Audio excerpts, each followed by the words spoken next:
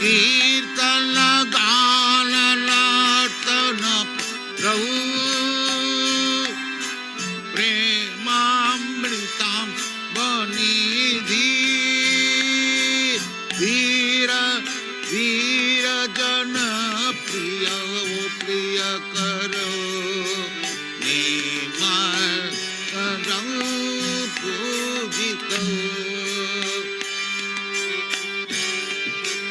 श्री चैतन्य कृपा भरौ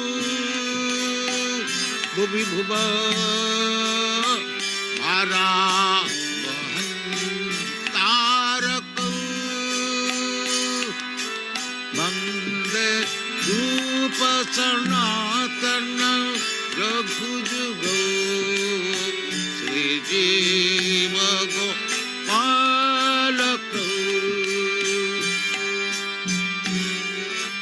वंदे रूप सनातन रघुजुगो श्री जीव गोपालक कृष्ण कीर्तन गान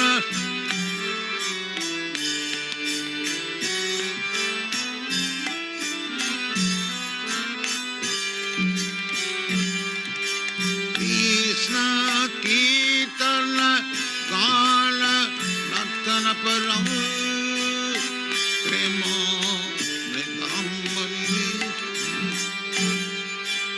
वीर वीर जन प्रिय प्रिय करो पूजित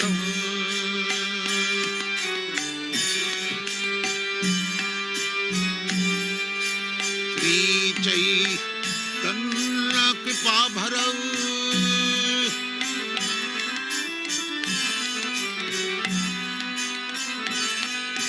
श्री चैतन्य कृपा भरौ भुवि भुव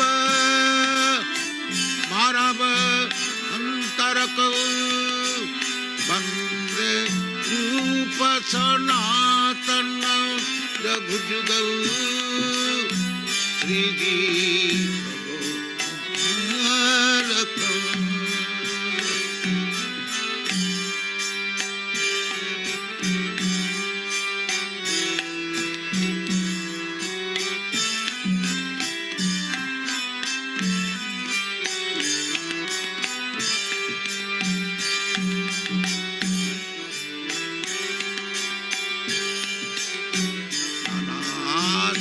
विचारणैक निपुणं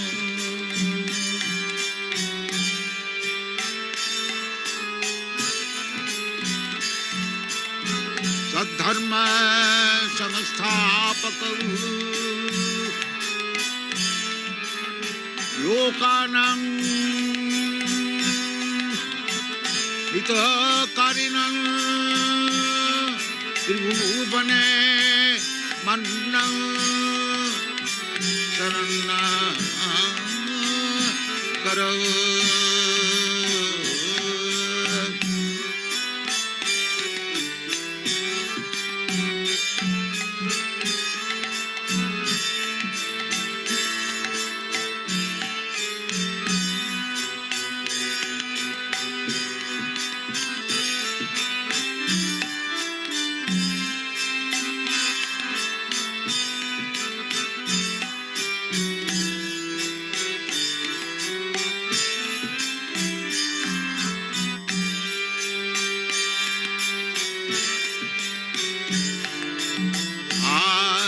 विचारणैक निपुणं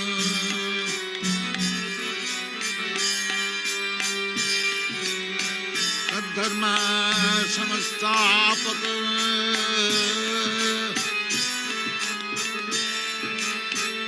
लोकानां हितकारिणं त्रिभुवने मन्नं शरण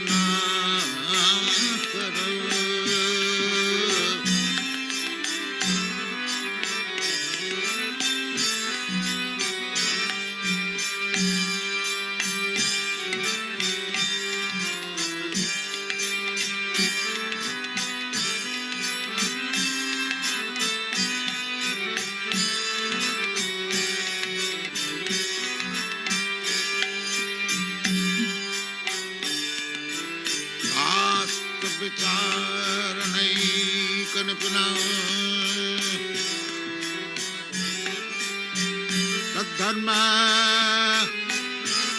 Samastapaka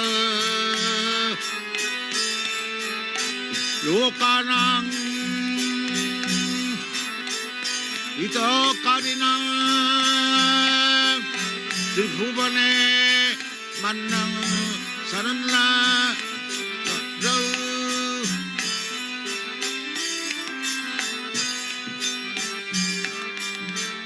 Sri Chaitanya Kripa Bharav Lokanang Hitakarinang Tribhumane Mannang Sarana Karam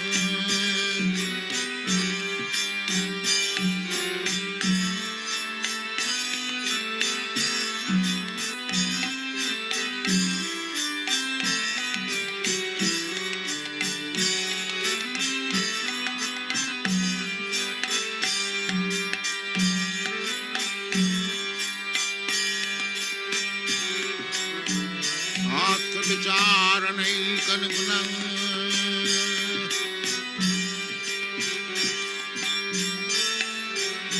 Tadharma Samastapaka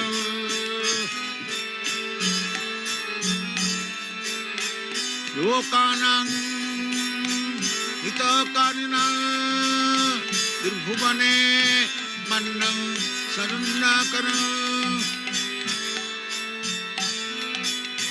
Radha Krishna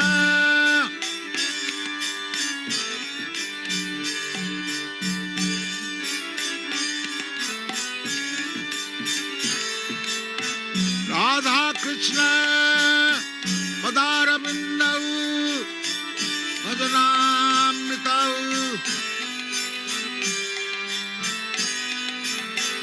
Radha Krishna Padaravindav Bhajana Nandena Mattalika Vande Rupa Sanatanam Raghujugal Sriji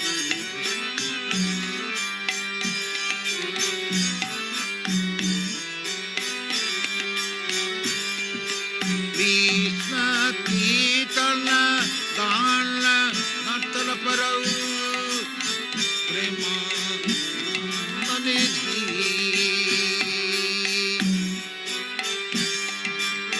Veera Veera Janapriya Nirma Udita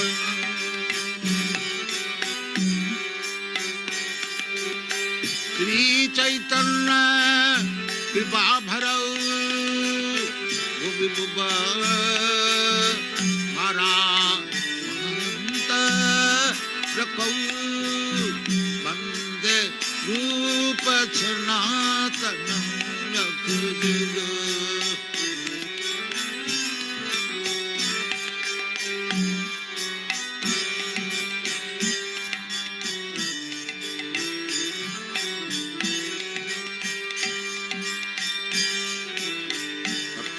Sudasudasure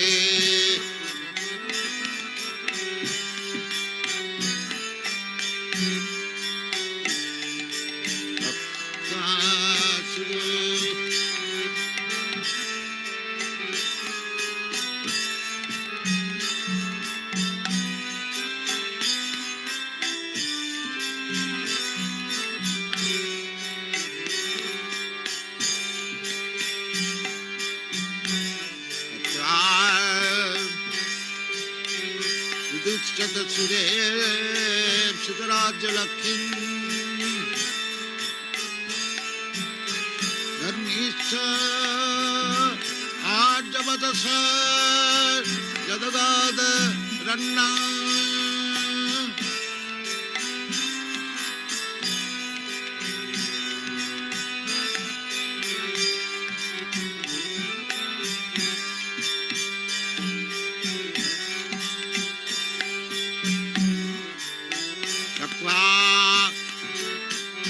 Mandalasani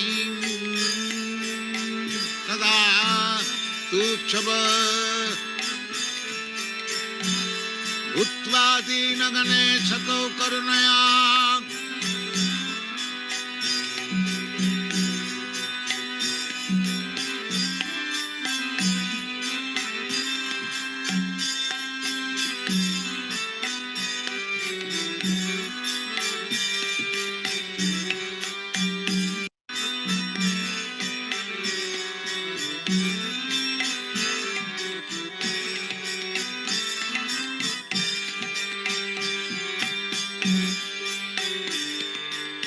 हे राधे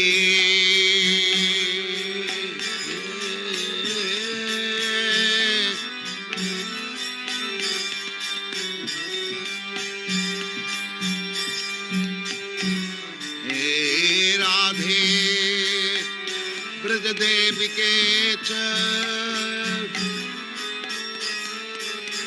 हे नंद सूना कुतः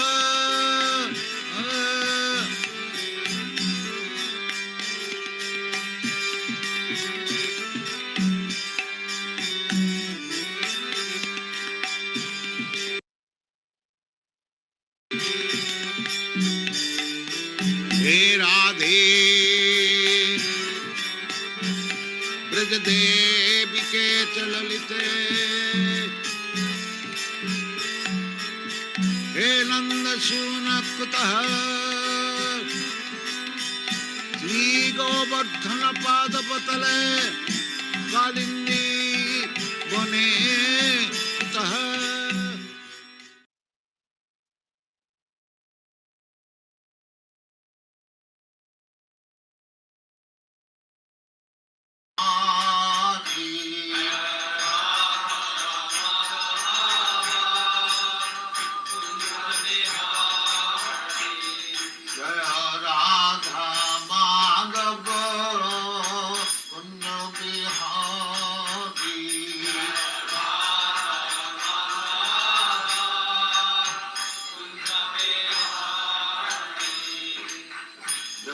यशोदानंदन ब्रजजन रंजन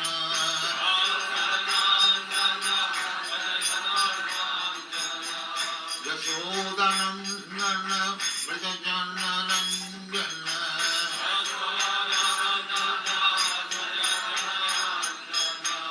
यमुना तीर बनचारी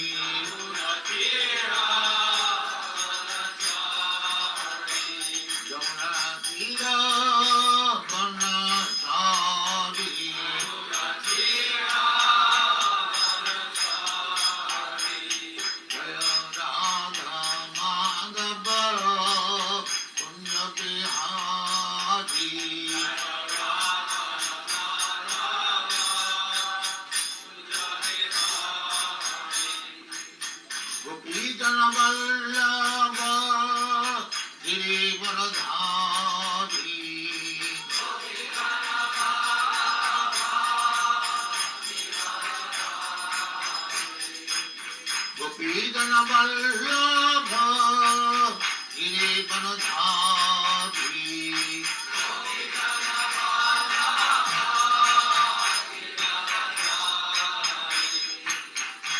यशोदानंदन ब्रजजन रंजन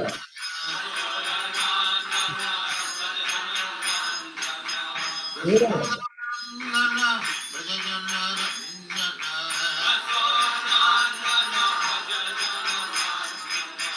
यमुना तीर बनचारी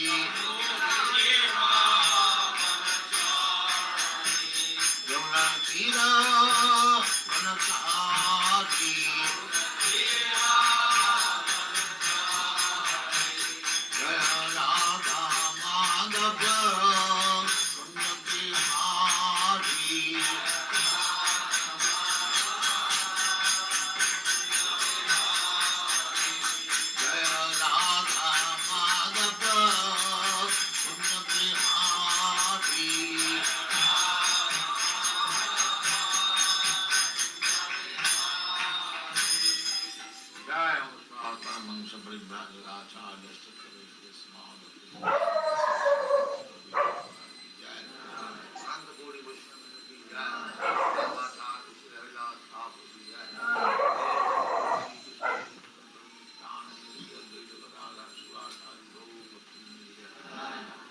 Radha Krishna Ko Govinda Sam Kund Radha Kund Giri Giri Jai Vrindavan Dham Ki Jai Navadvip Dham Ki Jai Ganga Mai Ki Jai Jamuna Mai Ki Jai Guru Dwarka Dham Ki Jai Swami Bhaktivinoda Ki Jai. All glory to the all glory to the Thank you very much.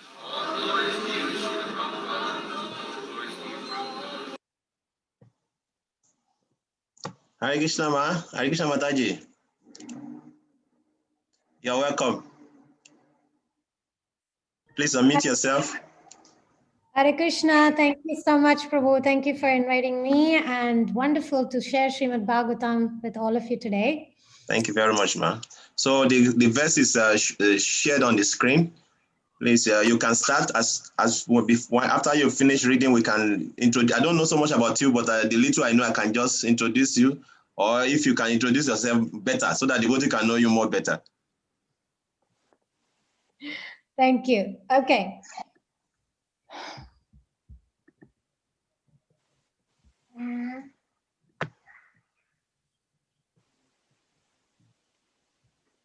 Om Namo Bhagavate Vasudevaya. Om Namo Bhagavate Vasudevaya. Om Namo Bhagavate Vasudevaya. Om Ajnanatimirandasya Jnananjanashalakaya Chakshurunmilitam Jena Tasmai Shri Gurave Namaha. Mukhakaroti vachalam pangoram gayate girim yatkripa tamaham vande Shri Guru dinatarinam Paramananda Madhavam Shri Chaitanya Ishwaram. Nama Om Vishnupadaya Krishna Preshtaya Bhutale Shrimate Jayapataka Swamini Tinamine. Namo Acharya Padaya Nitai Kripa Pradayine Gaurakata Damadaya Nagaragrama Tarine. Nama Om Vishnupadaya Krishna Preshtaya Bhutale Shrimate Bhaktivedanta Swamini Tinamine. Namaste Saraswati Deve Gauravani Pracharine Nirvishesha Shunyavadi Paschatya Deshatarine. Jaya Shri Krishna Chaitanya Prabhu Nityananda Shri Advaita Gadadhara Shri Vasadi Gaura Bhakta Vrinda. Hare Krishna Krishna Krishna Hare Hare Hare Rama Rama Rama Hare Hare. Vancha kalpatarubhyascha kripa sindubhya eva cha patitanam pavanebhyo vaishnavebhyo namo namaha. So reading from Srimad Bhagavatam, Canto 1, Chapter 5, text number 5. Vyasauvacha Astyeva me sarvam idam tvayoktam tatapi natvam paritushyate me tanmulam avyaktam aghada bodham prachamahe tvatma bhavatatma bhutam.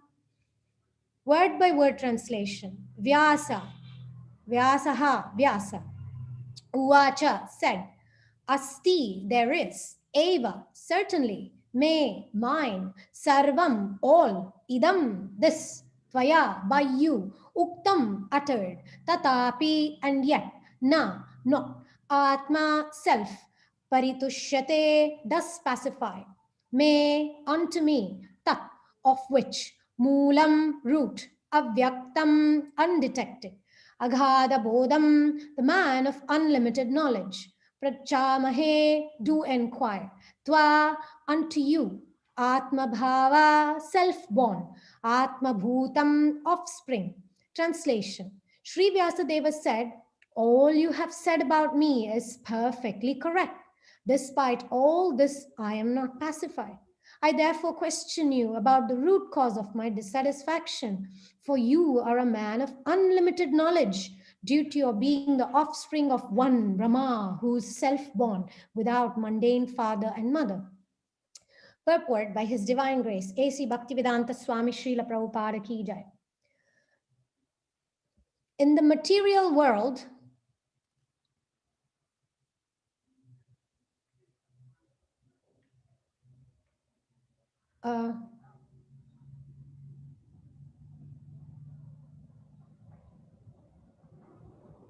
is the video working?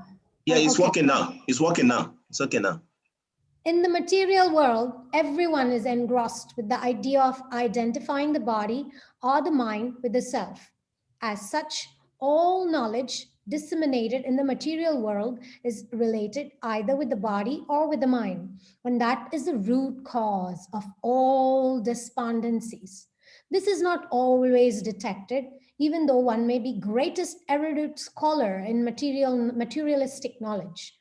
It is good, therefore, to approach a personality like Narada to solve the root cause of all despondencies. Why Narada should be approached is explained below. Jai, this is Sri Radha Govinda Dasi, your humble servant from Sridham Mayapur. Thank you. Thank you so much for this association. And we will discuss a little bit the background. The background I want to compare is Vyasadev's qualification, Vyasadev's mentality, and the normal living entity's mentality. So it is described that Vyasaya Vishnu Rupaya Vyasa Rupaya Vishnave Namo Vai Brahma Nidaye Vasishtaya Namo Namaha Avikaraya Shuddhaya Nityaya Paramatmane Sadaika Rupa Rupaya Vishnave Sarva Jishnave Om Namo Vishnave Prabha Vishnave. Vyasadeva is none other than Paramatma himself, the Supreme Personality of Godhead, Sri Krishna himself. It seems like you're not able to see my video. I have no idea why that is the case. But I hope at least you can hear my voice. That's the most important thing, because we must hear Vyasadev's instructions, even if you don't see my face. Okay, so Vyasadeva is the incarnation of the Supreme Personality of Godhead. So here we're talking about very, very powerful incarnation, very, very powerful, empowered incarnation who actually composed the Vedas, the Mahabharata. And here we are listening to him feeling dissatisfied, his despondency. Why is he despondent? Because he knows what he's given us. He's given us that ultimate best possible knowledge according to the time, place, and circumstance, according to his capacities. And Vyasaya Vishnu Rupaya Vyasa Rupaya Vishnave Namo Vai Brahmanidaye Vasishtaya Namo Namaha. So he is the purest of the personalities and that incarnated amongst the humans to give us that knowledge, which is the most important for human beings to cross over this ocean of material birth and death. Without that knowledge, we wouldn't even know that we are not this material body. And that's what Prabhupada is talking about in the purport. And, you know, in comparison with Vyasadeva, whose knowledge is like incomparable, most powerful panacea, medicine for this human birth, we have what Srimad Bhagavatam explains the humans as Manda Sumanda Matayo, Manda Bhagyahi Upadrita. So we humans, Bhagavatam says, Manda Sumanda Matayo. Our brains, our capacity to understand, it's so little, it's so feeble, it's so dull, it's like so small. And not only we are unintelligent, but we are also unlucky because it's very difficult for humans to take up the spiritual life and become sincere at it. So why is Vyasadeva, who is this God himself, who's giving us that perfect knowledge, why is he not saying, these Manda Sumanda Matayo, you know, I've given them the knowledge, you know, they must take it up. He's not satisfied with that. He's actually considerate about, have I really given the best? Yes, there may not be everybody who's ready, because Vyasadeva being the literary incarnation of Krishna tried his level best to try to, I think I know what is the problem with the video. Just give me a second, I'll fix it. Okay, that should fix it. I'm sorry for the interruption. I hope now my video works. Okay, Hare Krishna. I'm sorry for the interruption. Now, this is the material world, by the way. What to speak of other details of mundane intelligence, even internet can give us difficulties. So Vyasadeva tried to give us, the human beings, according to our level of intelligence. The Vedas, the Upanishads, the Mahabharata were given to the human beings so we can slowly take up to Krishna consciousness. We can slowly understand what is the purpose of all that.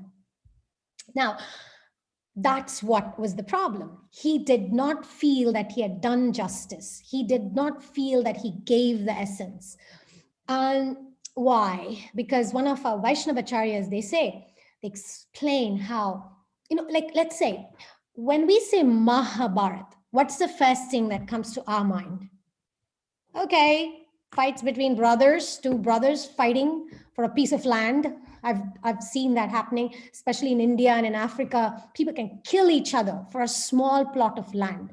Brothers can kill each other, bring each other to the court, and come to scoop down to any extent for a little piece of land, right? We are aware of that. That's the human way of behaving in this world, to try to survive. So when we think Mahabharata, we think, okay, these two families, these two brothers, they fought over a kingdom and they killed each other. That's what comes to our mind. So that's our level of understanding Mahabharata. But Mahabharata actually has 3 different dimensions, 3 different interpretations. The first interpretation is definitely historical, the understanding of the fact of how the Kauravas and Pandavas. Kauravaru Pandavarige ಲೆಕ್ಕವಾಡಿ ಸೋತರಂತೆ ರಾಜ್ಯವನ್ನು ಬಿಡಬೇಕಂತೆ ರಂಗ Vittala ಬರಬೇಕಂತೆ pope ಹೋಗೋಣ ಬಾರೋ ರಂಗ pope ಹೋಗೋಣ ಬಾರೋ Krishna pope ಹೋಗೋಣ ಬಾರೋ ರಂಗ. So the history is that the Pandavas and Kauravas, they were the brothers who Kauravas did not want to share the share of the Pandavas that belonged rightfully to them. And they tricked the Pandavas in so many devious ways, and they defeated the Pandavas in a gamble match. And the point is, we don't read the essence of Bhagavad Gita or the essence of the Vishnu Sahasranam or the essence of Srimad Bhagavatam. We don't hear it as the brothers Kauravas and Pandavas fighting. What we hear is not that Kauravas, they fought the battle of Kurukshetra and they lost, is not what we hear. What we hear, what is the essence of Vyasadeva? Kauravas fought against Krishna. They stood against Krishna and therefore Kauravas lost. We don't hear, oh, Pandavas won Mahabharata war. They won the Kurukshetra. We don't hear that. What we hear is Krishna was with the Pandavas and therefore Pandavas won. So the essence is Krishna. The essence is not the brothers. In fact, in this whole Vishnu Sahasranam, the 1,000 names of Vishnu, the most powerful that Bhishma Deva spoke to Yudhishthir Maharaj, there's no mention of Kauravas or Pandavas. And Vishnu Sahasranam is considered as the essence of Mahabharata. Okay, so going back to the 3 dimensions, the 3 interpretations of Mahabharata beyond our understanding of quarrel between brothers. Another level of Mahabharata is that psychology of what kind of tendency leads us to what kind of consequences. And that can be summarized in Bhagavad Gita. So the Bhagavad Gita is that summary which tells us, Bhagavad Gita is actually considered as the best treatise on psychology existing for humanity. So that's what Vyasadeva gave us, that whole summary, like a capsule. The whole psychological understanding that human beings need to survive and go beyond human life. Then the 3rd dimension or the 3rd interpretation is purely spiritual, the purely spiritual aspect, What is it? What is the essence of the purely spiritual aspect? Is, I mean, ultimately is Hare Nama, Hare Nama, Hare Namaiva Kevalam, Kalau Nastyaiva, Nastyaiva, Nastyaiva Gatiranyatha. This is the essence. There's no other way. There's no other way. There's no other way than to survive in this age of Kali, other than chanting the holy names, chanting the holy names, and chanting the holy names of Krishna. That is the essence. But you know, human beings, we have this tendency that when we say spiritual, spiritual, I get it. When we say scientific, something that works for our material life, we become all very active and interested. So let me give that scientific, science perspective of what Vyasadeva did. When we think of Mahabharata, right?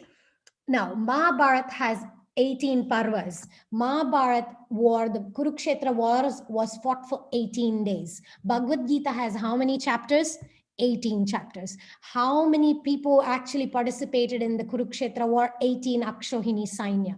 So you can go very scientific about every single detail of how, there's 18, the number 18 reflects in every aspect of this historical book, Mahabharata, and the events of it. And not only that, you see, traditionally, in the Vedic times, there was a particular yagya, particular sacrifice that human beings would perform, like our rishis, the great sages of our, who were our ancestors. This is a very scientific system that they would practice in the afternoon. They would recite the names of Vishnu, Krishna, which was actually a 36 lettered mantra. And 36, it was also in the meter 36. And those mantras basically means when you calculate and chant the 1,000, it becomes 36,000. And that 36,000 is also a very powerful number. And Vyasadeva, being genius, so genius, what they called it as Brahati Sahasra, that was like the way they combined the mantras. What Vyasadeva did was he actually made capsules because he knew that this mind, Kali Yuga mind, is manda sumanda matayo. We are very dull-headed, very unintelligent, dull-headed, unlucky people. So what Vyasadeva did, he made them into those capsules and he presented it because, let me tell you a little bit more about 36. In the body that we possess, there is what we call it as nadis. I think I'm not exactly sure, it's a combination of vascular system, the veins. I'm not exactly sure about the perfect translation of nadis.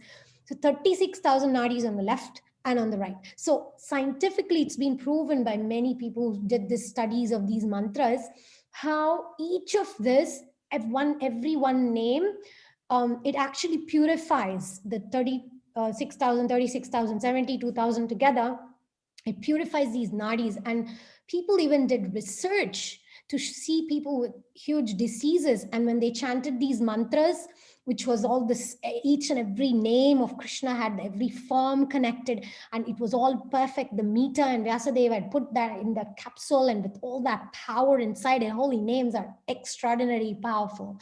So these names cured people from deadly diseases that no medicine could cure, because it just purified the whole system. Blood clotting actually happens due to that lack of flow of certain energies within our body. And these mantras, they're proven by certain scholars. They gave these mantras to people and they saw how powerful it was. So the point is, in the Vishnu Sahasranam, which is 1,000 names, which Bhishma Dev actually spoke to Yudhishthira Maharaj when Yudhishthira Maharaj asked him. Yudhishthira Maharaj, he already had become the king. So after the Kurukshetra war, everybody was very joyful in a relative sense after everybody being killed. And everybody was kind of moving on. Yudhishthira Maharaj was the emperor. There was only one person who was sad and down and serious, and that was Krishna. And Krishna is not usually seen to be a serious person. Even in the most serious of circumstances, Krishna is always joking. Krishna is always the light person, right? He's the Nava Yauvanam. He's always having fun. That's Krishna.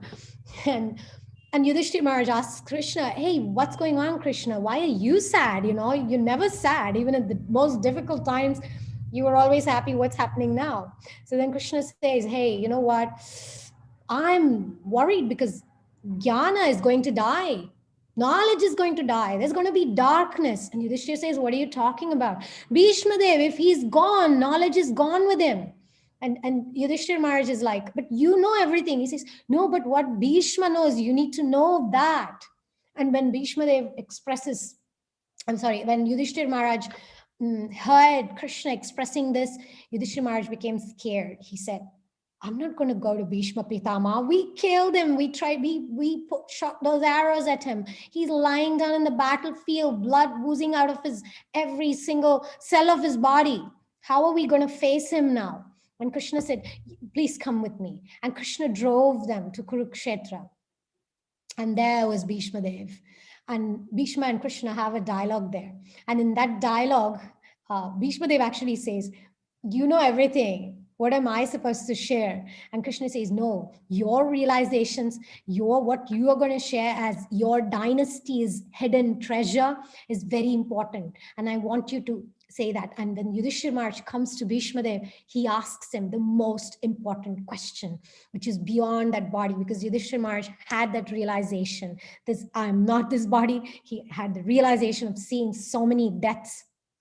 He asks, Kimekam daivatam loke kimmapyekam parayanam stuvantah kam kamachanta prapnuyurmanava shubham ko dharma sarva dharmanam bhavata paramo matah kim japan muchyate jantur janma samsara bandhanat.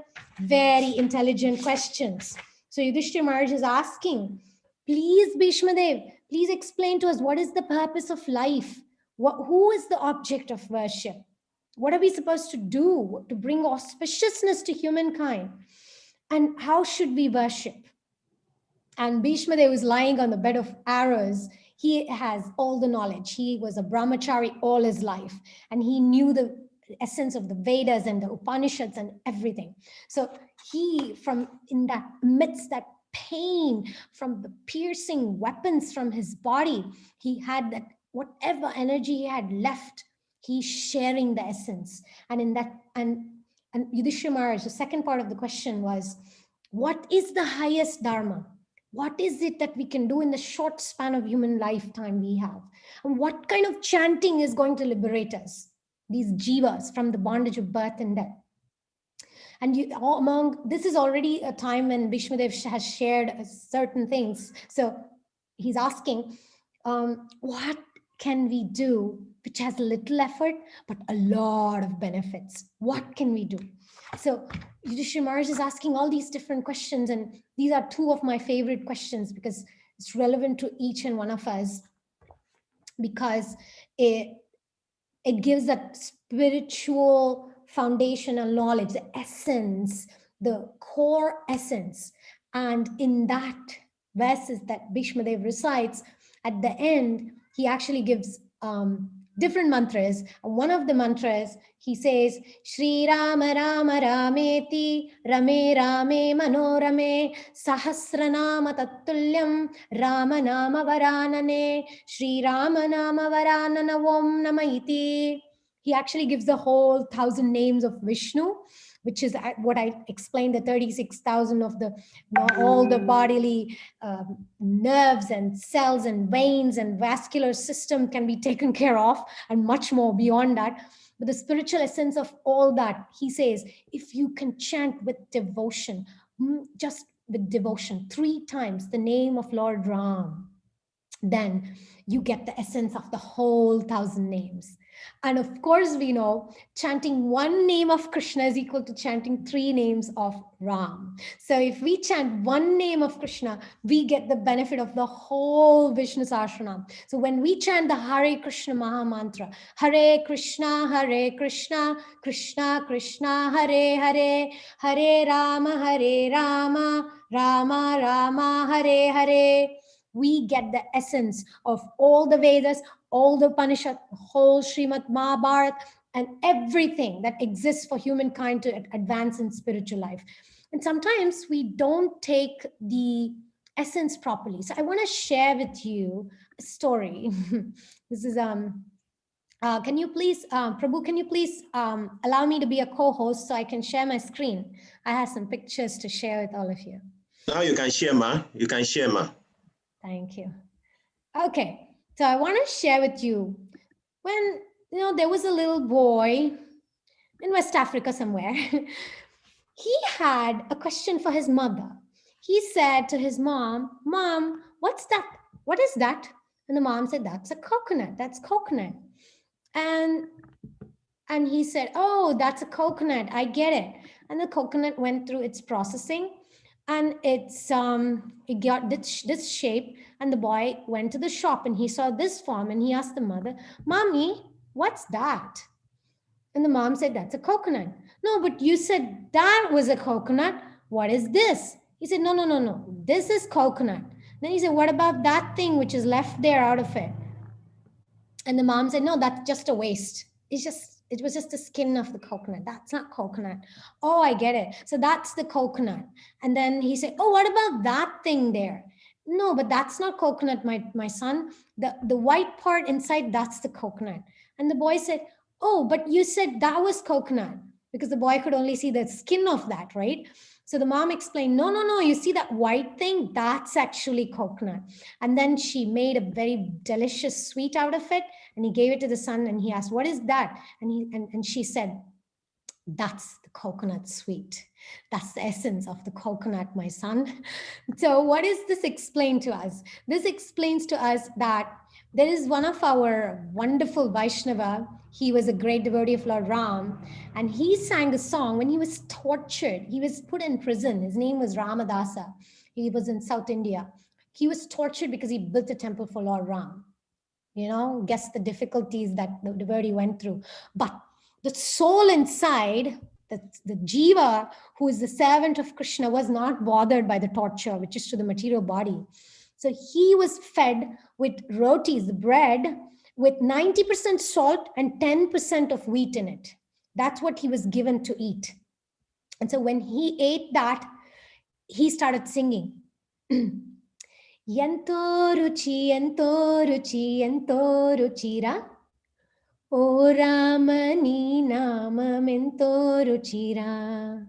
Yanto ruchi, yanto ruchi, yanto ruchira. O Ramani namam ento ruchira. He said, "So delicious. It's so delicious." And all the guard keepers and all the servants were just going crazy. What? We just gave him a 90% content of salt in it and 10% flour, and he's saying it's delicious. What's going on? They couldn't understand what was going on. And he was actually praising the taste of the holy name. The taste of the holy name is the essence of that coconut. And when we can experience the taste of the holy name, we don't see the skin, we don't see the fiber of the coconut.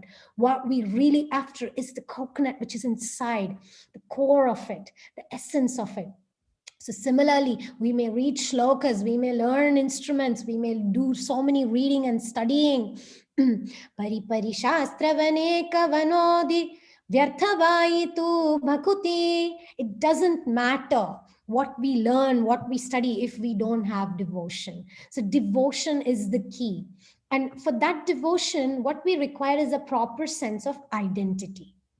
And in this verse, Srila Prabhupada, could we quickly have the verse up, please, the purport, if it's quick. Thank you, that was quick. So Prabhupada is saying, in the material world, everyone is engrossed with the idea of identifying the body or the mind with the self. As such, all knowledge disseminated in the material world is related either with the body or with the mind. And that is the root cause of all despondencies. Thank you, Prabhu. Thank you. There's a beautiful song by Vaishnava saint, Purandarasa. No, actually Kanakadasa. Kanakadasa was also another example of great devotee for whom the deity himself cracked open the wall because he was not allowed to go and see the deity inside. So when he started singing for the Lord, the deity actually cracked open the wall. That powerful. And this is none other than Vidura's incarnation himself.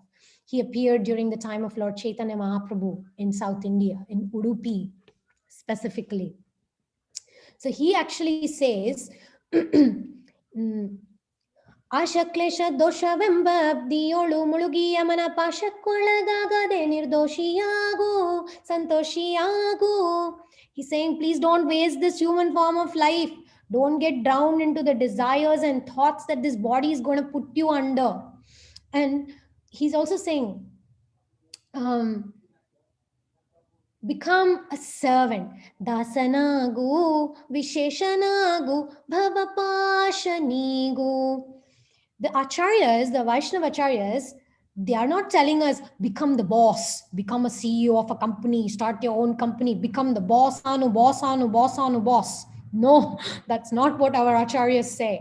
What our acharyas says, become dasa, dasa, dasanu, dasa. Why? Because that's the Vishesha. That's what is special. That's what is eternal. That's what is going to bring us happiness.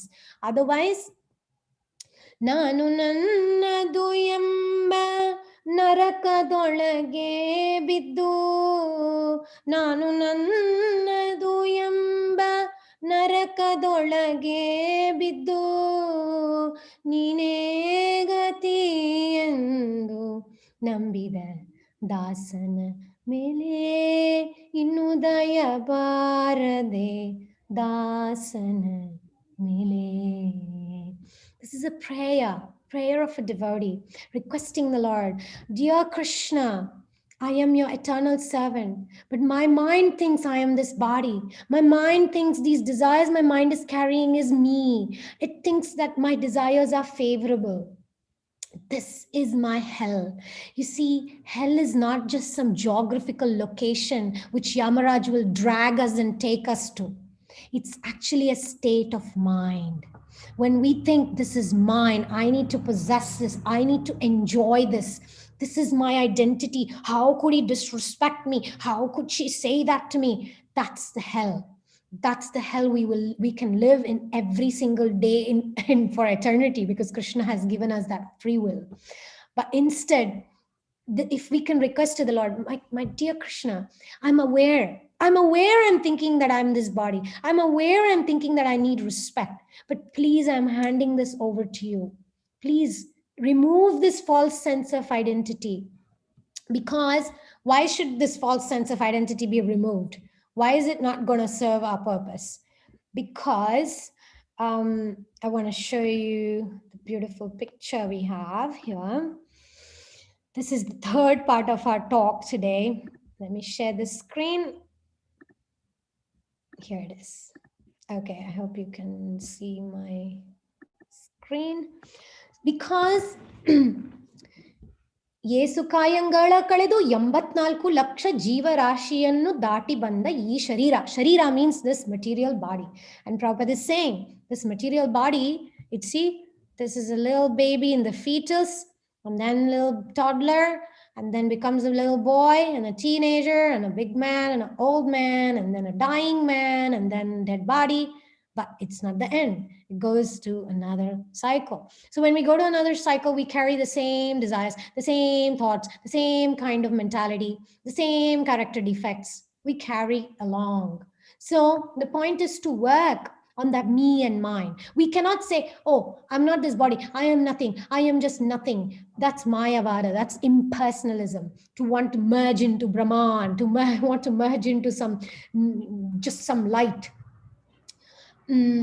The truth is, in this cycle of birth and death, dehinasminyata dehe kaumaram yauvanam jara tata dehantar praptir dhirasthatyanana muhyati. So Krishna is saying this body, this material body, it's moving from boyhood to young youth to old age to death. And we don't mourn over it. But what does it mean? It means that 100 years from now, nobody will remember us. What to speak of that person, how they treated us. But how we feel about it, what we are going to carry with us is going to continue lifetimes after lifetimes. So we must actually have proper sense of identity so we don't carry unnecessary baggage. When we are traveling, if we have too much luggage, no, it's very difficult. In the airport, it's difficult. In the car, it's difficult. When you get down to get to the hotel or wherever you're staying, it's difficult. So we need to like let go of that sense of regret, anger, shame, guilt. We need to let go of it. And then we will not have to go again and again in these cycles. What should we do instead? We must understand that our eternal identity is we are servants of Krishna. Jiver Svarupai Krishner Nityadas. So we must understand that our eternal sense of identity is to be the servant of Krishna. That's what we are. That's our eternal position where we can be happy. That's where we actually feel a sense of fulfillment. That's where we feel acceptance. That's where we feel success. That's the real success. And we must connect with that real identity. And that true identity in Gaudiya Vaishnavism, we're so lucky.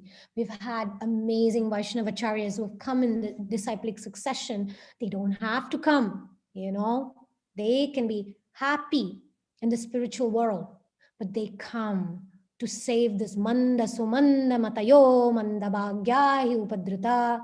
They know that in Kali Yuga, people are dull-headed, people are unfortunate. So they come, they bring that fortune to our doorstep, to our computers, on our Facebook page, on our YouTube channels. They bring the message to us through the books, through Vaishnavas, so that we can reawaken that sense of identity. And my favorite meditation about identity affirmation is to identify myself as Lord Chaitanya Mahaprabhu's servant. This is a beautiful verse. I'd like you to recite with me. It's pronounced like this. Chaitanya Radha Mui. It's pronounced as Mui.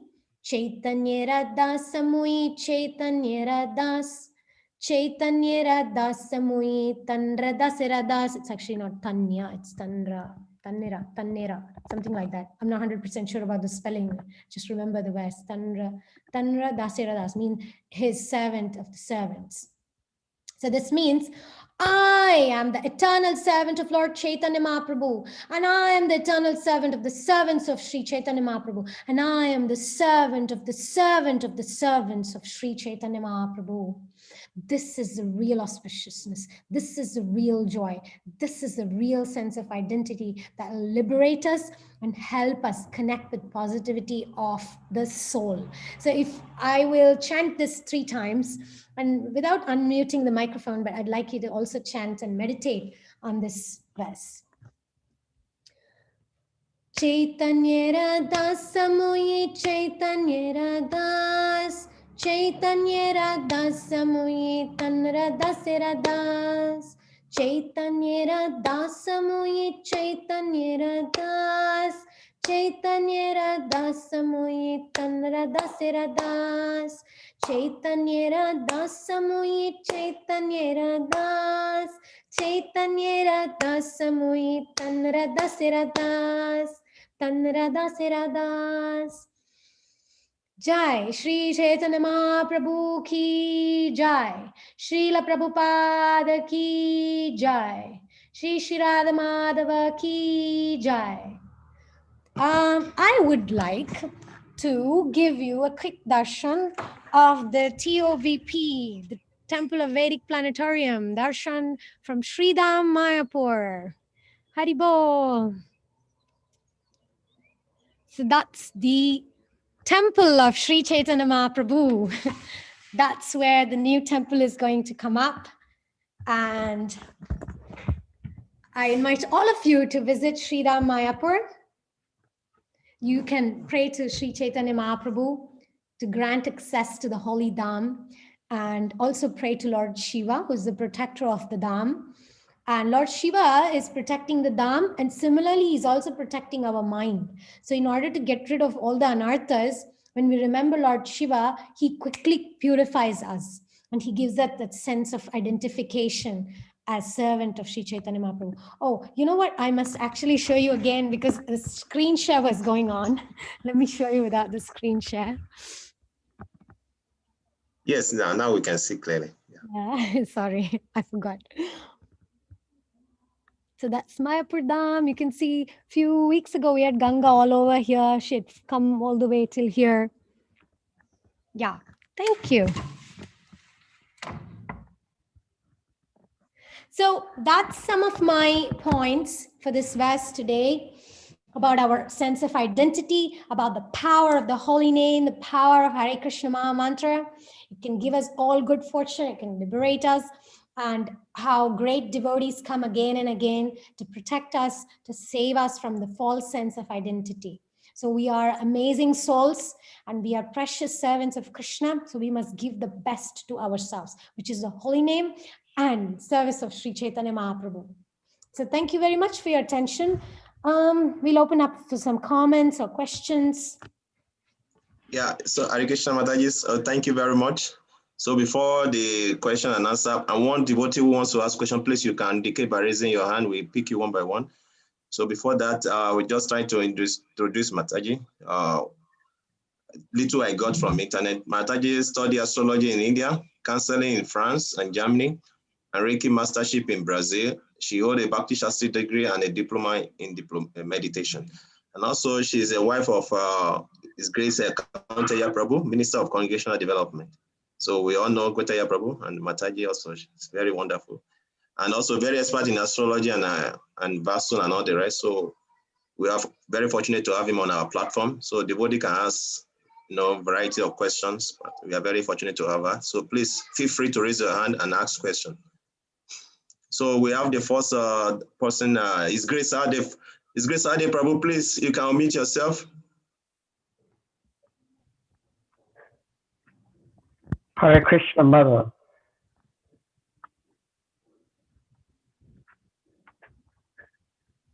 Yes, thank you. Yeah, thank you for speaking to us.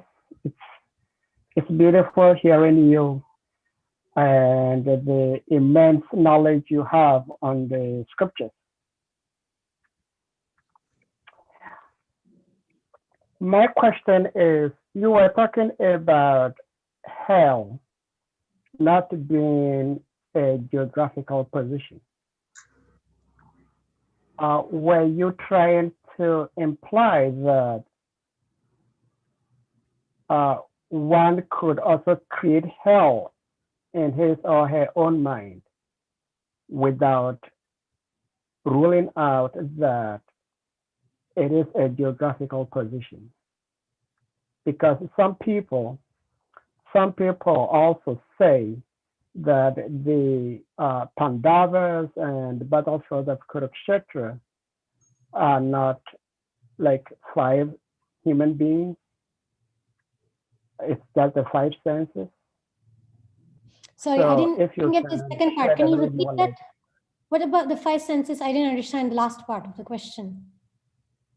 Well, I said some people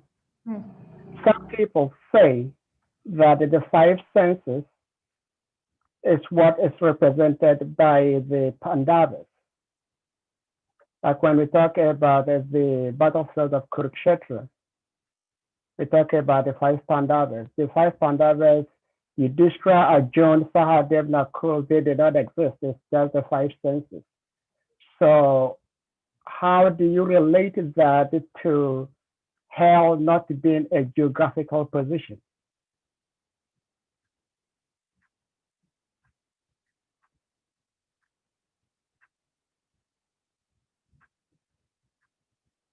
It seems you are muted.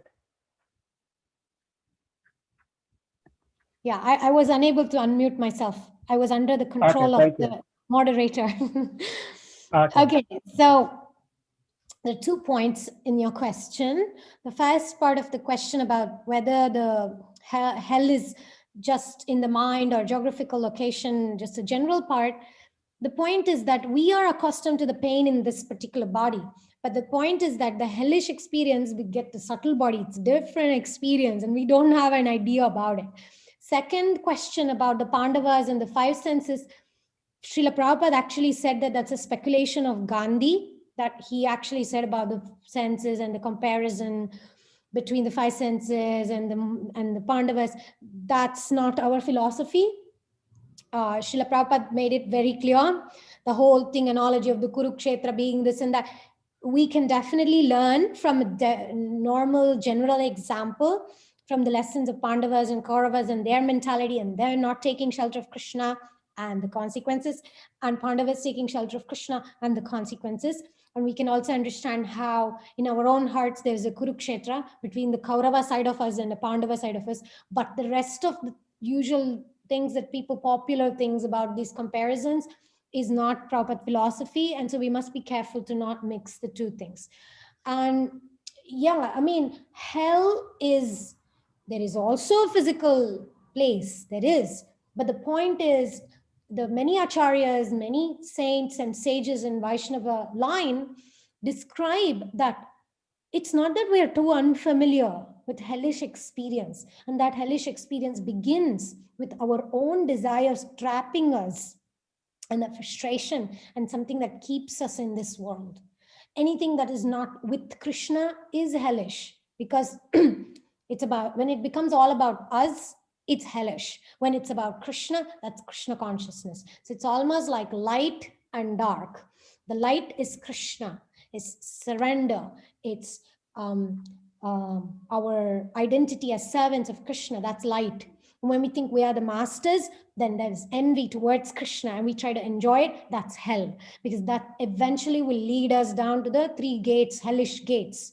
You know, the lust, for example, Prabhupada explains about that. Lust is going to only create, because as Krishna says in Bhagavad Gita, passion will always lead to misery, always.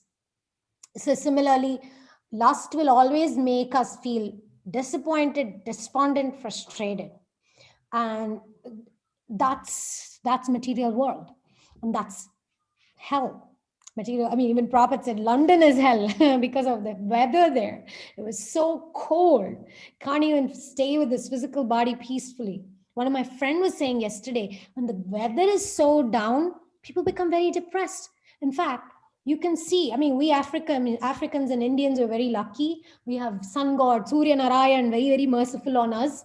We have so much sunshine all the time. And therefore, we have less cases of depression or suicide, although there is. But in countries where there is no sunshine, in the countries where there is not much sunshine and a lot of cold and snow, people commit suicide. And especially during those times when it's winter time, no sun, people become extremely depressed, people commit suicide. So that important light is. So what to speak of the light of Krishna consciousness?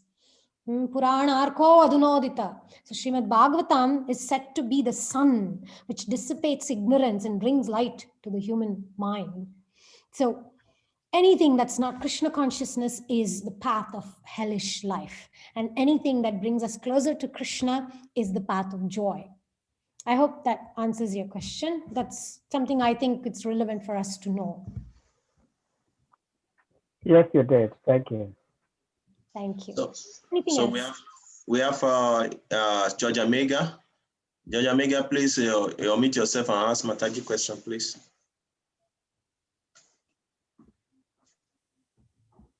Yeah. George Omega, can you unmute yourself? Yes. Hare Krishna, Prabhu. Hare Krishna. Yes, please, I'm here, Prabhu. Okay, Mother, my question have to do with Pandavas happen to be highly elevated people. So I would like to know, why do they agree to gamble with the Kauravas? That's my question. Please, I hope you heard me.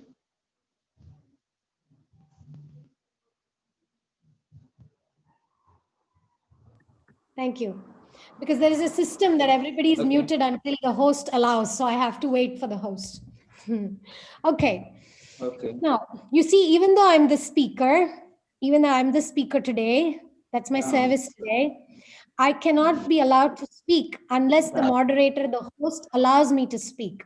So similarly, although the Pandavas were great personalities, they were actually great divine personalities coming down from heavenly planets, they still were under the material modes. When you come down, it's like when you come into Ghana or Nigeria, I have to follow the rules and regulations of Ghana or Nigeria. And similarly, in this material world, What are the 4 defects? Those of you who read Bhagavad Gita. Prabhu, George, do you remember? George Omega, do you remember the 4 defects?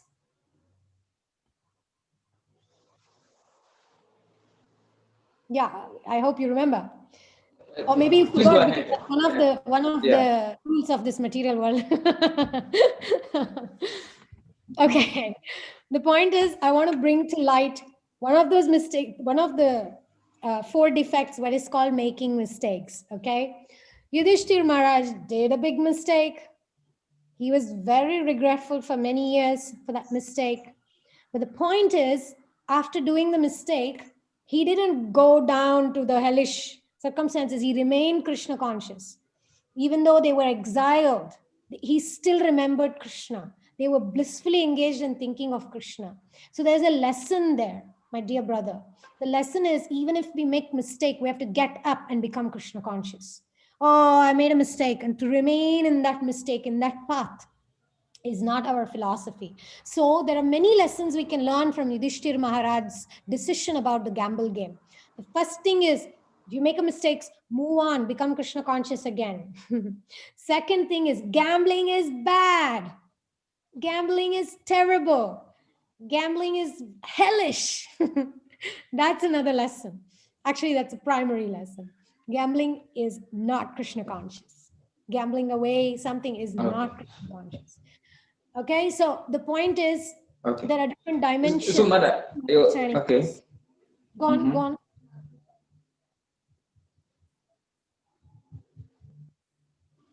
You wanted to say something? So, mother, I would like to know. So, being in this human body, you have 4 tendencies.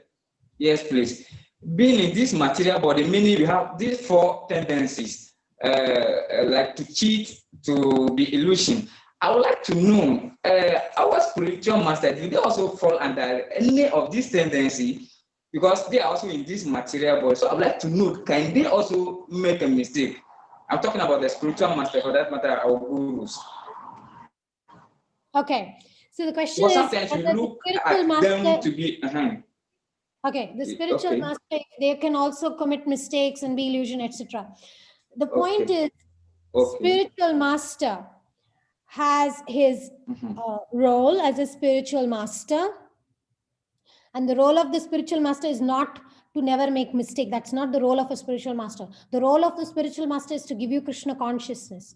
And if your spiritual master is following his guru, and he's following the guru and sadhu and shastra and giving you Krishna conscious essence, then that part of about him, it can never be illusion. Why? Because it's coming directly from Krishna himself, from Brahma, Narada, Vyasa, Shukadev Goswami, and then Srila Prabhupada and our gurus. So the line of disciplic succession, the knowledge that we're getting, the coconut inside, you understand the coconut, the spiritual essence in the parampara can never be illusion because it's directly coming from Krishna. So there is no doubt about the fact that that knowledge is always pure, it's always Shuddha, it's always Paripurna, it's complete. Om Purnamada Purnamidam Purnat Purnamudachyate Purnasya Purnamadaya Purnameva Vasishyate. It's always perfect and it's always complete. Okay? Now, whereas if we are talking about the body of a spiritual master, when he's walking on the street, can he trip and fall? Can he get illusion by not looking at the rock? Yes.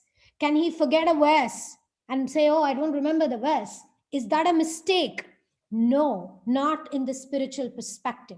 Materially, his body may be put under certain rules and regulations of the country. Okay, when I come to Nigeria, then I am bound by the laws of Nigeria, but that doesn't make my spiritual understanding covered by that. I may be under the influence of government rules and regulations, but I'm not having to follow the religion of that place, or I'm not having to change that. You understand? So the spiritual master's spiritual instruction is pure because he's giving what he learned in the disciplic succession. He's giving what Srila Prabhupada gave us.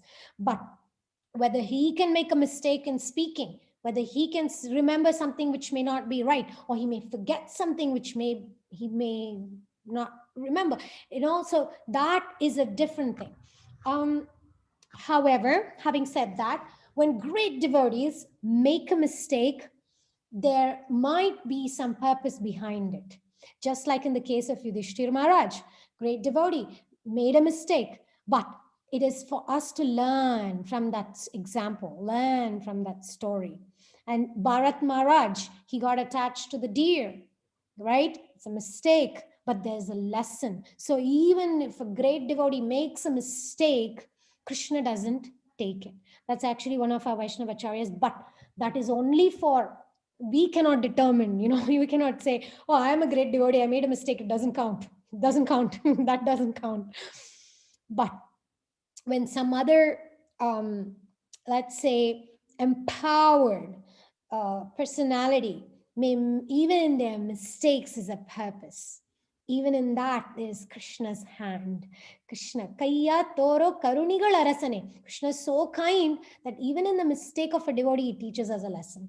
And having said that, sometimes when we make a mistake, maybe we make a particular mistake in our life, that may disconnect us from Krishna consciousness for a while, or it may make us do some wrong decisions with relationships. But the point is, even in that, Krishna will uplift us ultimately if we take shelter of him. So these are all things that have a purpose. The ultimate essence is take Krishna's shelter. Let's take shelter of Krishna. Let's surrender to Krishna. Doesn't matter. Swarga pavarga narakeshu apitulyartha darshina. A devotee, whether he is in hell or in heaven, he takes shelter of Krishna.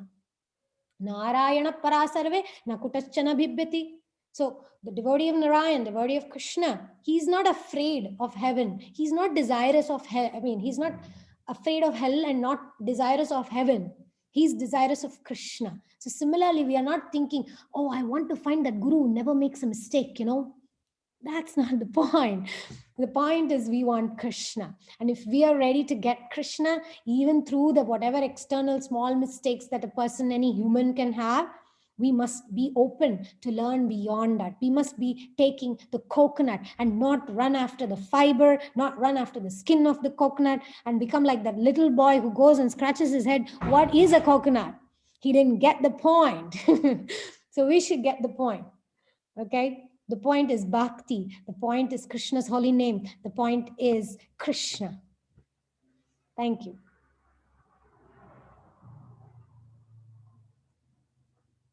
Very much, Mataji. We have His Grace Sukadev Goswami Prabhu wants to ask you a question also. Wow, we have Shukadev Goswami. What am I doing here? Shukadev Goswami Prabhu, you should be giving the talk. No matter. Hare Krishna Mata.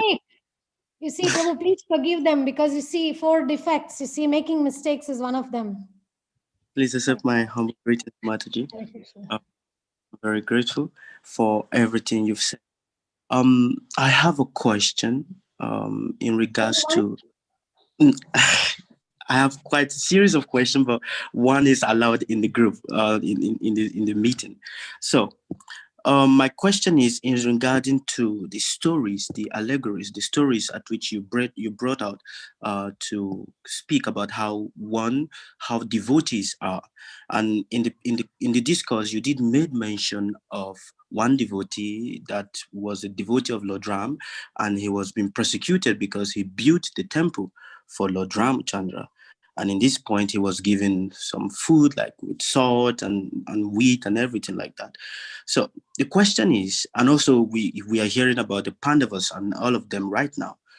My question is, why is it that to really get the mercy of Krishna, why do we have to pass through extreme circumstances in our life and extreme situations in our life to be able to get the mercy of the Supreme Personality of Godhead? And just like the Pandavas and even the prayers of Queen Kunti, she's praying for calamity again and again.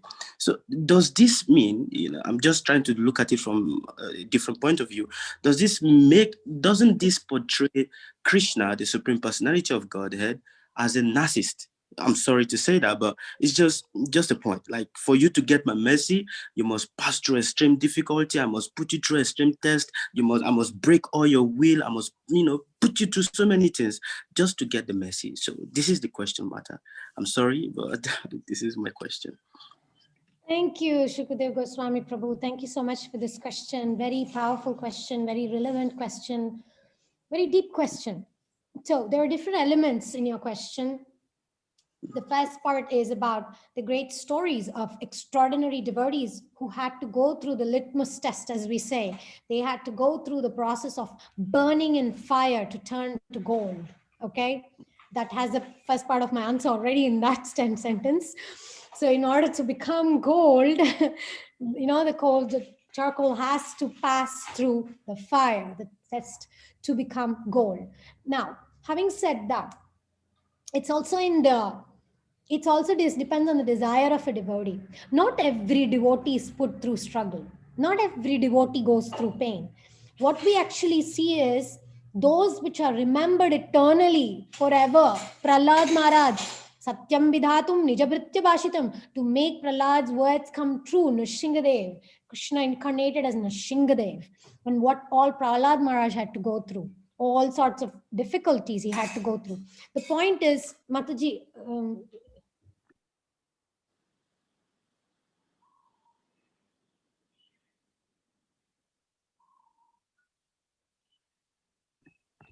I'm sorry. So, Prahlad Maharaj, okay? Prahlad Maharaj, first of all, his intention was not to annoy Hiranyakashipu. He was just minding his own business. He was just doing his own thing. Second, when he was bettadinda katti urulisi, asuratanna pattadane kalali mettisi, ಹರಿವ ವಲಯ ಮಾಡಿ ಸುಟ್ಟು ಹುಲಿಯ ಬೋನಿನಲ್ಲಿ ಇಟ್ಟು ಯತ್ನವಿಲ್ಲದ ಸುತನ ಕೊಲ್ಲಲು ಶಕ್ತನಲ್ಲದೆ ಪೋದನಂತೆ Narasimha. So the point is, when Prahlad Maharaj was thrown down from the mountain, the elephant was going to smash him. The snakes were left to kill him, and he was given poison. All these things were happening, right? From our perspective, that's torture. But for Prahlad Maharaj, when he was thrown down from the mountain, Varunadev caught him. Prahlad Maharaj is just having a free fall. You know, free fall that you have. He was actually having a good time. And when the elephants came to squash him, the elephants couldn't do it. The snakes came to bite him, and Prahlad Maharaj made friends with the snakes or whatever. He didn't really get bitten by the snake. The poison did not affect on Prahlad Maharaj. So the point is, we may think of all these different things from one angle. When we look at it, we think, oh, so much torture. Why does a devotee have to go through that? But from a perspective of a devotee, it's not torture. That's why they can endure it. Because for that devotee, how he sees it is not torture.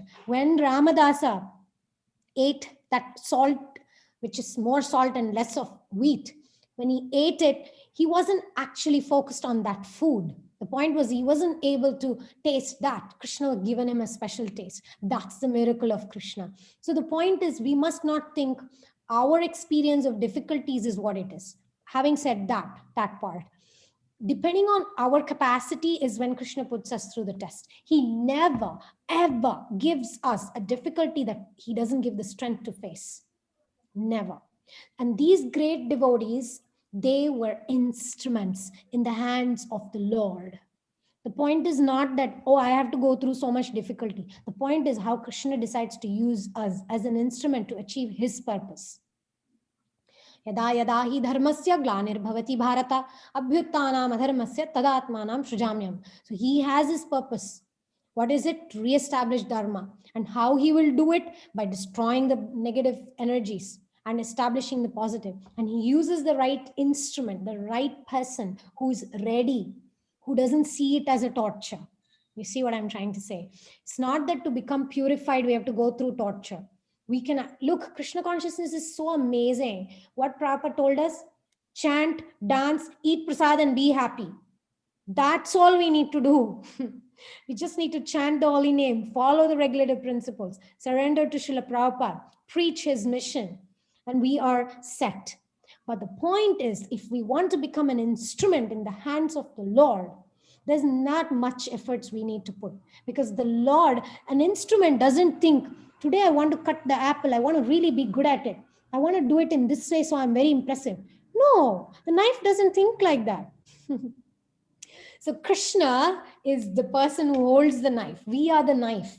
He does it through us. And all we need to do, Shukadeva Goswami Prabhu, this is my core of the answer. All we need to do is just purify ourselves and be ready to be used as an instrument. That's all.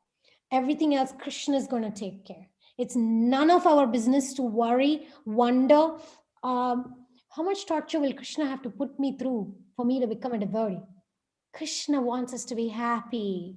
Krishna wants us to be going to him, think of him, chant his names. That's what he wants. He is not a narcissist. You know, if he was a narcissist, he would never become Partha Sarathi, a chariot driver to a Kshatriya like Arjuna, who was his friend. He wouldn't do that if he was a narcissist. He wouldn't cry at night thinking of the gopis and Srimati Radharani if he was a narcissist.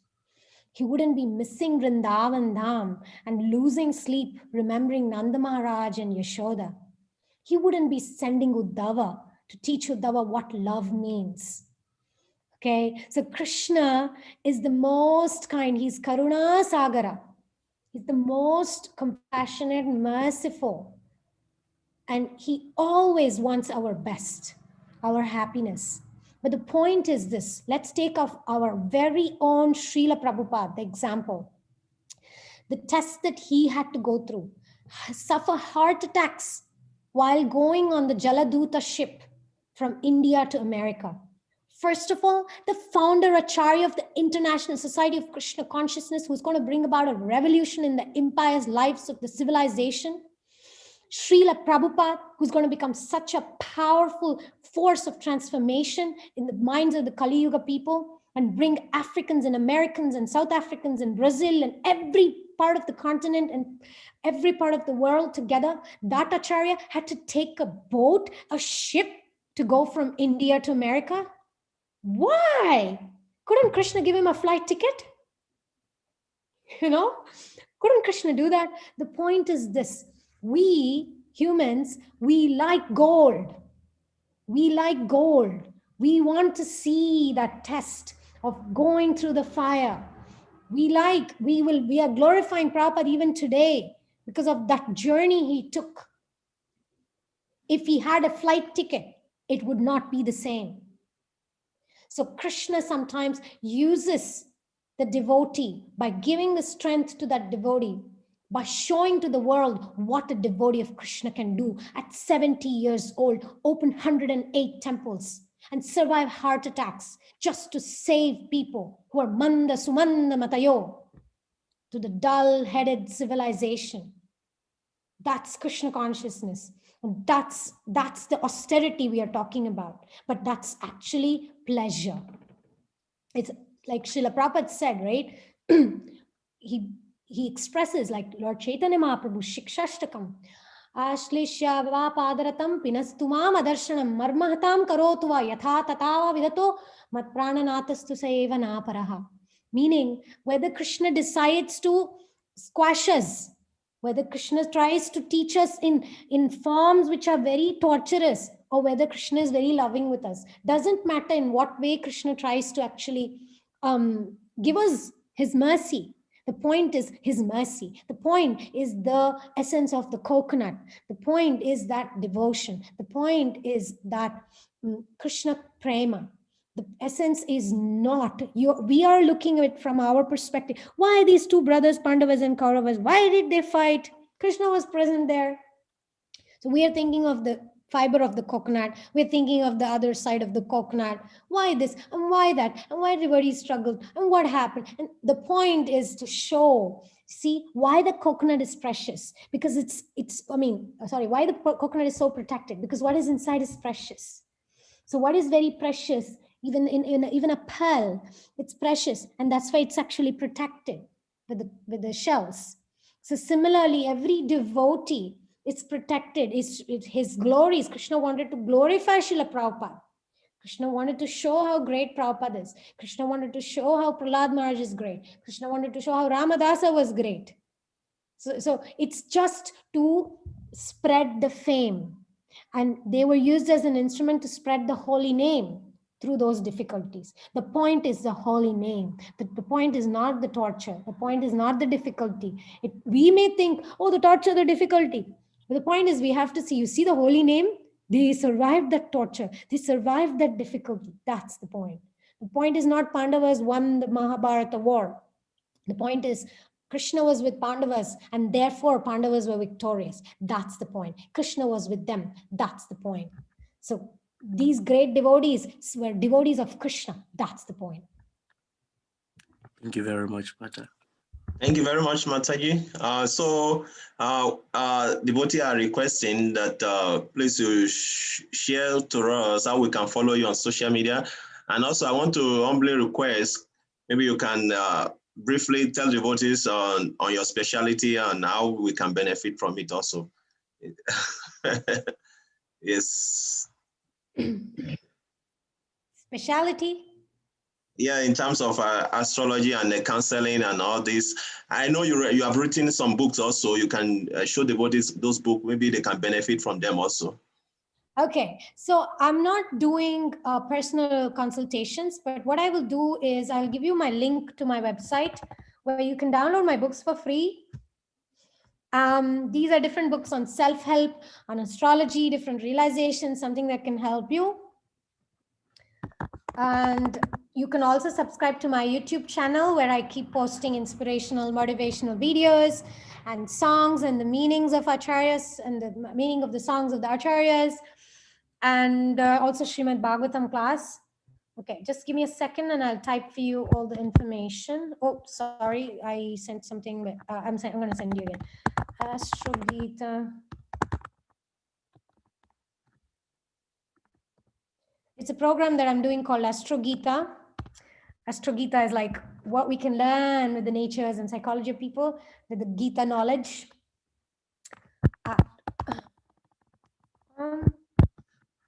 Just check. And if Kante Prabhu wants to add something else, please.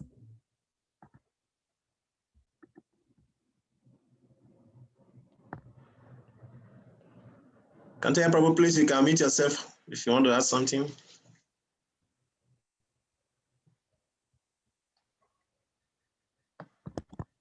Okay. So Kante Prabhu, if you want to ask more questions, you are free to ask. Okay, that's my website. And then we have, that's our YouTube. And then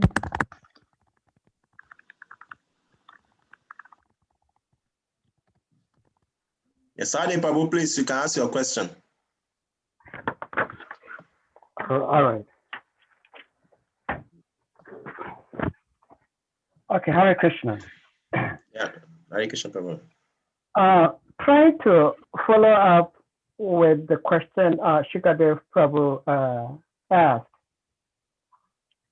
Well, the little understanding I have about Krishna consciousness is that if I want to go back home, back to Godhead, I must worship Krishna. There is no other way around. Otherwise, I do not see the reason why I will have to worship Krishna. But I have no other option, because from what we read in the scriptures and what we see, especially like in the life of Srila Prabhupada, I mean, I sometimes question myself, where is Krishna's heart when he has to put Srila Prabhupada into such difficulties? And that, of course, also reminds me that he is put into such difficulties because of my salvation. And if I truly feel the pain and the agonies that he had to go through, then I'll have to try and do better. But like Shikadev Goswami Prabhu was asking, why should, of course, Krishna is independent, but why would Krishna have to put his loved servants, devotees, into such hardships? I mean, Mother Sita actually prayed to Lord Ram that, in fact, even though it's a lila, that I do not want to go through this pain anymore. So my question is, why? Why would Krishna have to put his devotees into such difficulties? Hare Krishna.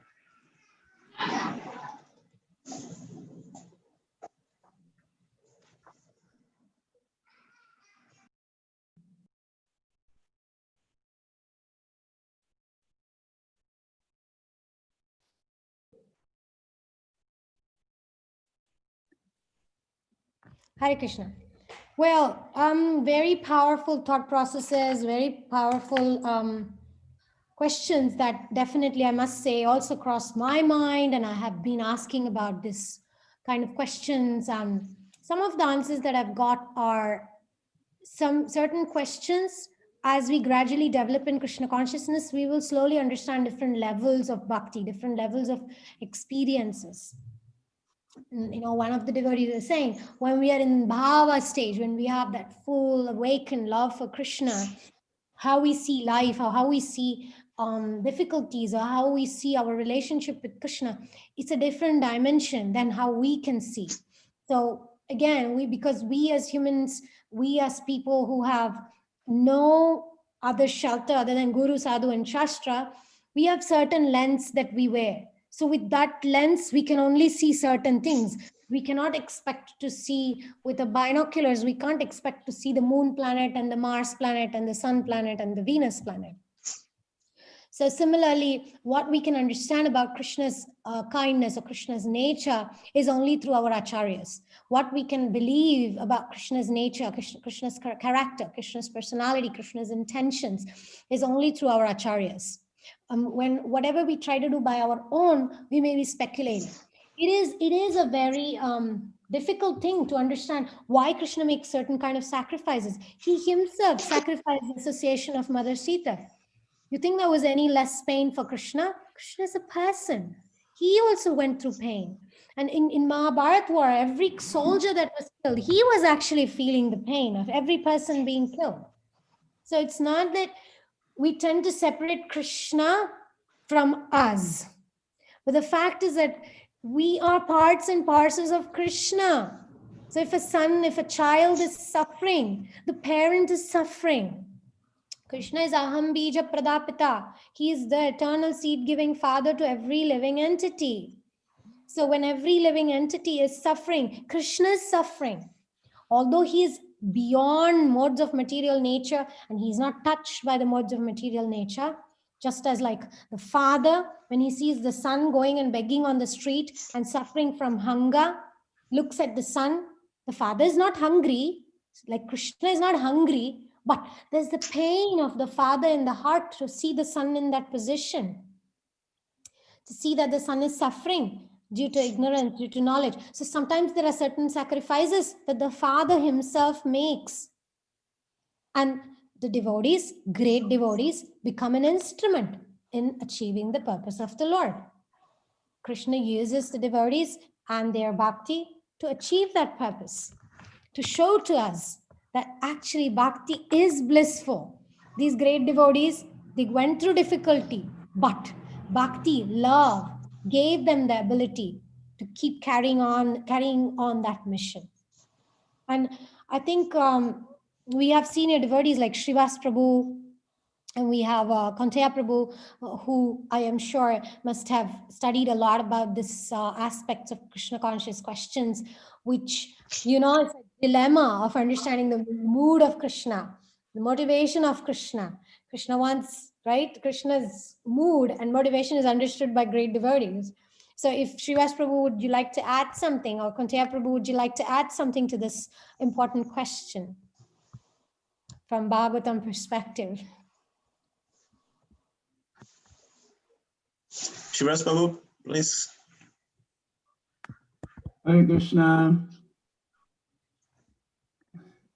Thank you very much for your wonderful class, Shri Radha Govinda Devi, Dasi. I would have preferred Kanteya Prabhu to comment first. He's my senior, so senior should speak first. unless he gives me the authority to speak.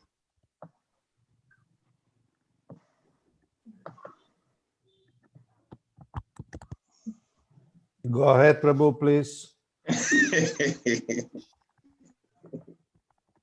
Okay, with your blessings, I can say something. The understanding is that actually, Mother has already given the answer.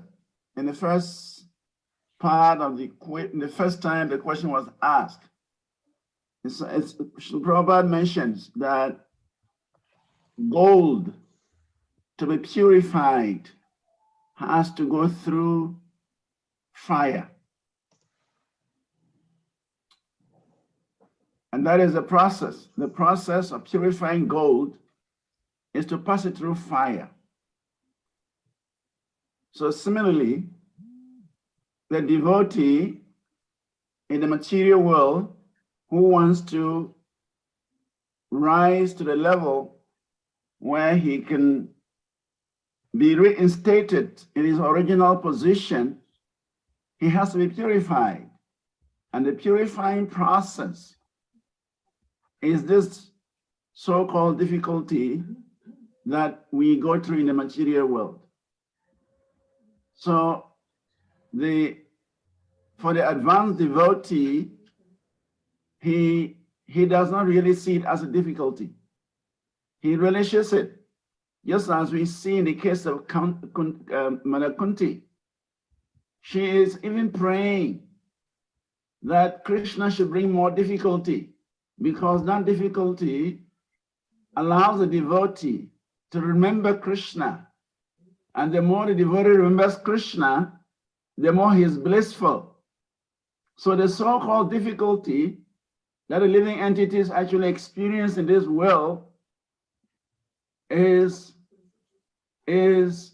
another way of Krishna's mercy. From the material point of view, we may see it as difficulty, but a devotee sees it as Krishna's mercy. And I think there's a verse in the 10th canto, 8th verse of the 14th chapter. Lord Brahma is saying how one can qualify to actually receive Krishna's mercy. Titam kampam, what is it? What is the verse? It says,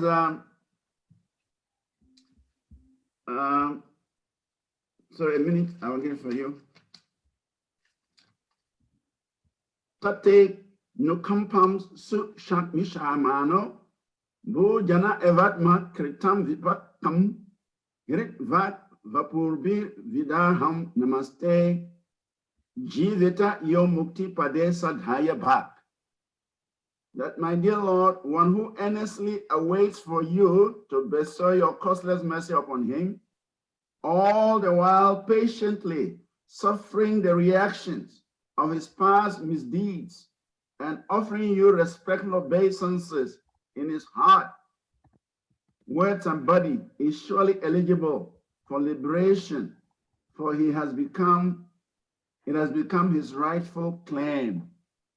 This is Lord Brahma. Lord Brahma is the most intelligent living entity in this world. Srila Prabhupada says Lord Brahma is Adi Kavaye, the #1 learned person in our system, in the universe. And he's saying that this so-called suffering is actually the mercy of the Lord, because it allows the devotee to be reinstated in his original position as an associate of the Lord. So the so-called suffering is actually Krishna's mercy. And there are devotees who actually relish this suffering so much that they're even asking Krishna to bring them more suffering, because the suffering gives them great pleasure. So it is a level of consciousness. A neophyte devotee cannot be praying for suffering. Suffering will come at its own time.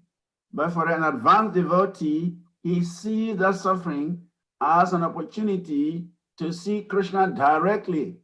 As Mother Kunti is saying, that when there is suffering, then we can remember you, we can see you, we can associate with you. So therefore, suffering is the great mercy of Krishna to his devotee.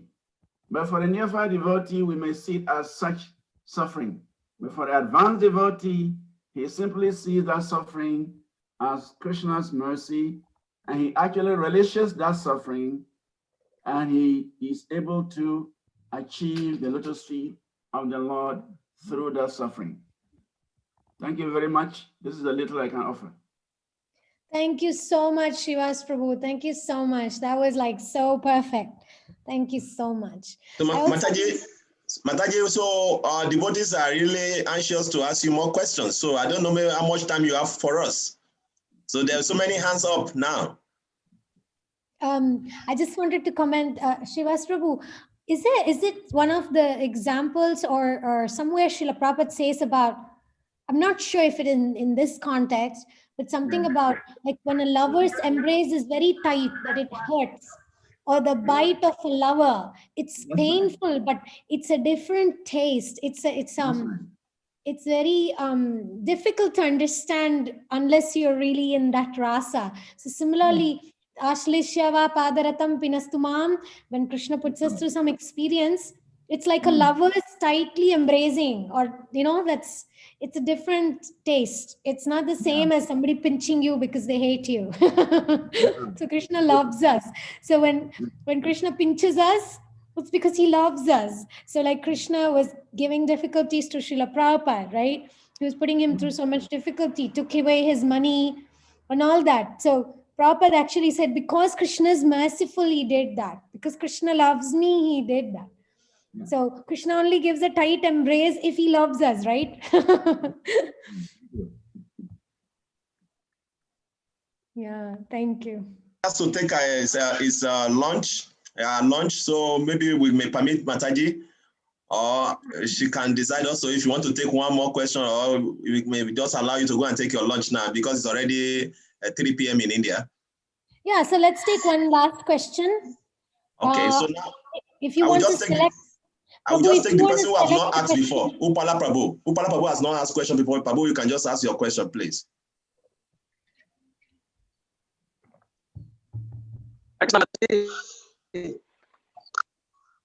Hare Krishna. Hare Krishna, Upala. Hare Krishna, Mataji. Nice to see you after the last time you came to Africa. We hope to see you again after the lockdowns and the COVID and the rest again in Africa. We'll be delighted. So I am also saying thank you very much for your nice lecture, and thank you very much for finding the time to come in the first place. We appreciate, and I'm hoping that you will be able to come again to enlighten us more and more. My small question is on the number 36. Dwarka was destroyed 36 years after the Battle of Kurukshetra. Yudhishthira Maharaj and the brothers went up heaven after 36 years of his rule. Dwarka was destroyed because Mother Gandhari actually cursed Krishna and said, in 36 years' time, the Vrishni dynasty will be finished, and all your people will be gone. So I'm just wondering what is wrong with this number 36. Already you mentioned partly about it, but I want you to throw more light on it from spiritual point of view. What is special about this number 36, Mataji? Thank you, Utpala Prabhu. Thank you so much for this question. I could write a book about it. just to say that everything in spiritual, Krishna conscious, Vaishnava perspective is deep. it's like that coconut, the boy who saw the fiber and then the big skin and then the inside and then actually the coconut and the sweet made out of it. So similarly, numerology, the numbers, the energy behind the numbers, it's very powerful. And the whole universe actually works under that science of numerology. So another important consideration when we say 36, 18 days, Mahabharata war, 18 chapters of Bhagavad Gita, 18 adhyayas of Mahabharata, 18 khandas, 18 Akshohini Sainya. What is 1 plus 8? 9. 36. What is 3 plus 6? 9. So coming back to the whole point, it's the number 9, which is actually an extremely spiritual number. It's the number which human beings need to arrive at. When you go through number 1, 2, 3, 4, 5, 6, 7, 8, and then only you can arrive at 9. So 9 is in what we call it in Sanskrit as Paramamitra, which basically means divine friendship. 9 is the number where we make connection with the divine in friendship, when we are able to see everything as an arrangement of the Lord. And 9 is that number which is beyond material perceptions and conceptions of reality. 1 is the number which is a birth number. That's where possibilities are there. We're excited about life. 2 is where we come together with ideas. We come together with people. 3 is when we fly away from the ideas to go and achieve something. 4 is where we try to feel security. And 5 is when we work hard on our goals. And 6 is when we get that little happiness, that little happiness that's available in this material world. And after 6 is inevitably 7. 7 is the number of destruction, and destruction of ego, destruction of pride, destruction of lust, destruction of illusion. 7 is the number we all arrive at and get stuck.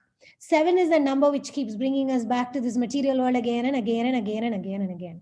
We try a business fails. What we try to do, we go back to do another business. So from 7, we go back to try to attain another security, which is like going back to number 4. And number 4 is again trying to establish ourselves in this material world. But the secret is to go beyond that 7. 7 is the number when we feel disappointed, depression, frustrations, somebody rejects us, things don't work out. No, you're just dressed up super nice to go to a program, it starts raining and all your dress gets wet. That's 7. We think that I'm going to get married, I'm going to have 3 children, I'm going to have this business, and I'm going to live in this particular place. And people don't get married. That's 7. So 7 is the number which gives a slap to the humans and says, you got a plan, Krishna's got another plan. And 7 is mercy number. 7 is the number which wakes us up, pinches us and says, this is not your home. Come back to the spiritual world. That's your home. 7 is that number. But when we go to 8 is Mitram. Maitram means we make peace. Peace with ourselves, peace with our life, peace with our relationships. And then we go to Parama Maitram, making friendship with divine. Actually, today's question about how can the Lord do this? How can the Lord do that? How can the Lord allow his own dynasty to be destroyed? How he can allow his own Yadu dynasty to be destroyed? And all with the number 9, because it's Parama Maitra, because there's a hand of the Lord. There's divine mercy there. There's friendship there. There's liberation there.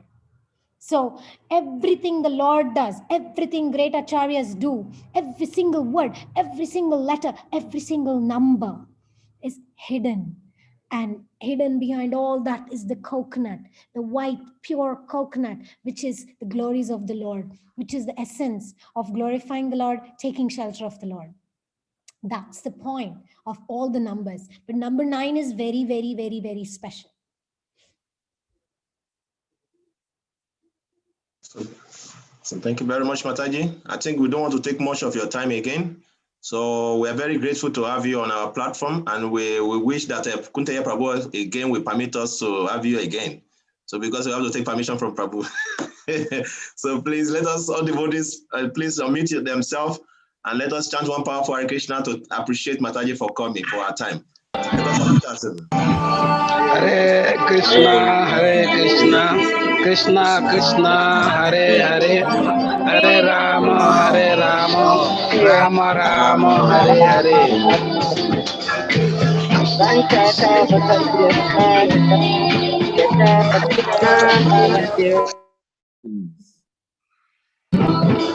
you.